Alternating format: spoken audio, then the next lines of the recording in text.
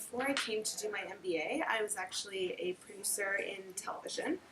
So I worked on Canada's, I guess, most iconic channels like Teletoon and HBO Canada.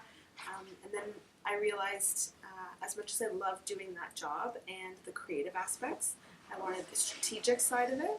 So that's why I came back to do my MBA. And when I was here, it opened so many different doors. I actually started getting involved in the startup community and entrepreneurship in general, which led me to co-founding my own startup in edtech. And it opened so many doors here in getting involved in different aspects of the community, like women in leadership, as well as case competitions. So it's been a wild ride.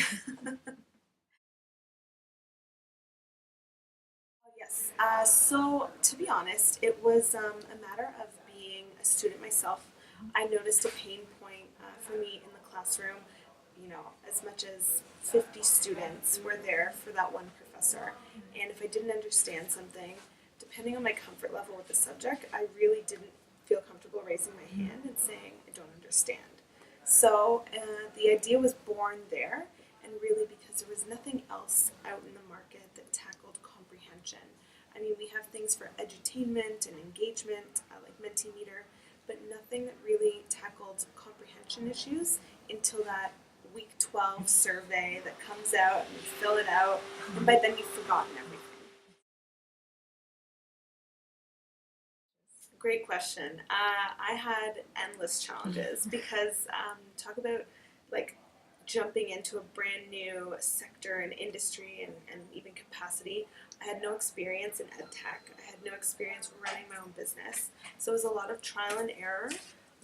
But what I did know was grounded in marketing and strategy. So I tried to use that to support me in going through the whole process of starting my own business. So I needed a lot of guidance from the mentors I met, both on exchange when I was in Spain, as well as here in the entrepreneurship program.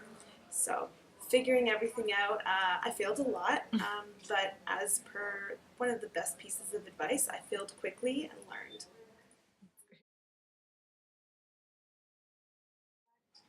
That's a good question. I don't think I really noticed how few women there were in the entrepreneurship space before I personally entered. I assumed that it was pretty diverse in terms of people's backgrounds and gender, but oftentimes I was the only woman in the room. When I met with clients, sometimes they, only addressed my partner, who's a man, and so it's definitely things that I noticed going through the whole process. Specifically in dealing with developers, there was a lot of assumptions that I wouldn't know what I was talking about, especially given my background, but I had actually learned front-end web development, so it was a matter of sticking up for myself and my convictions and being overly confident, I think, in the boardrooms, because that was the only way to stick out and be taken seriously. So it's definitely a struggle finding women in the entrepreneurship space, but there's a lot of initiatives here in North America that I'm super proud to attend and to kind of witness and be part of, so it's an exciting time. One thing I wish I would have known, that it's okay to go back and redo something completely.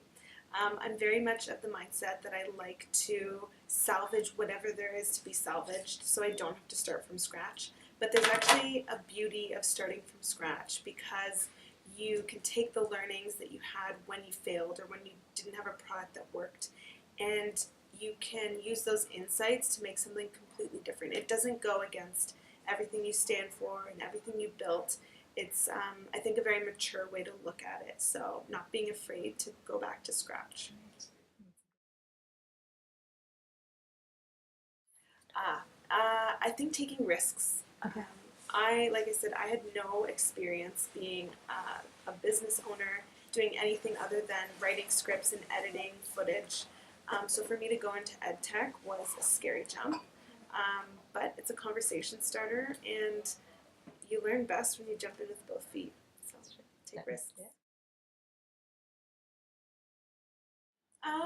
I think it was the respect that came with it. A lot of people underestimate how much work it is to work for yourself and be an entrepreneur. And I think once I brought that home and people realized how serious I was about it, I gained a lot of respect both amongst my peers and my family.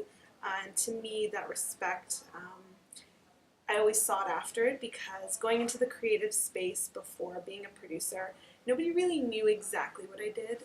They just knew it was artsy and creative and kind of cool with things I worked on. But to be able to say, no, I grew this business from nothing. I was a part of the value proposition. I built the brand myself. I led the developers. I do the wireframe. Like to say that, it was a point of pride and respect for me.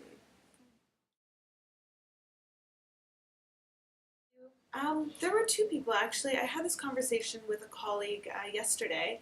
Um, there was a point in my life at the beginning of my career, leaving my undergrad, when I was working for a comedy company in Canada, and I was pursuing, or I was doing a practicum project as my last project in my undergrad, and I was trying to raise funding, and so I pitched it to the CEO of this company, and he sat me down and he said, "We're going to give you the full funding.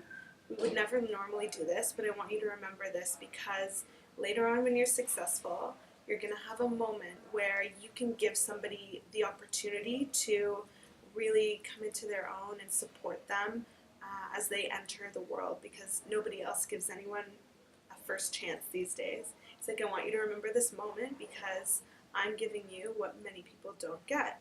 And I've always remembered that. And he always believed in supporting raw talent. And so I think wherever I go after this, there's definitely going to be an element of mentorship and support that I always want to give back.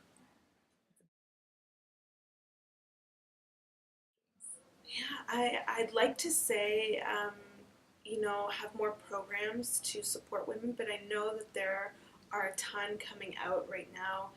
I was just reading about Scotiabank's initiative this morning.